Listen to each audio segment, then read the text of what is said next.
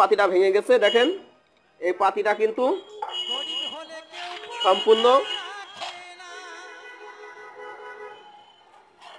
এই যে দেখতে পাচ্ছেন এই পাতির কিন্তু এইভাবে এই পাতির এরকম মাথা থাকে। তো এই পাতিটা এই জায়গাতে ভেঙে যায়, এখান থেকে ভেঙে যাওয়ার কারণে কিন্তু অনেক শব্দ হয় মেশিনে এবং সুতা ছিঁড়ে যায়। তো এই পাতিটা আমি দেখতে পাচ্ছি এই মেশিনেরও ভেঙে গেছে। তো তার জন্য আমাদের কিন্তু রেঞ্জ বডিটা খুলে নিতে হবে। তো প্রথমে এই রেঞ্জ বডির যে দুইটা নাট আছে দুই সাইডে, এই দুইটা কিন্তু আমরা খুলে নেব। আপনাদের দেখাই, এই যে দেখেন এই যে পাতি, এই পাতির মাথাতে কিন্তু ভেঙে গেছে।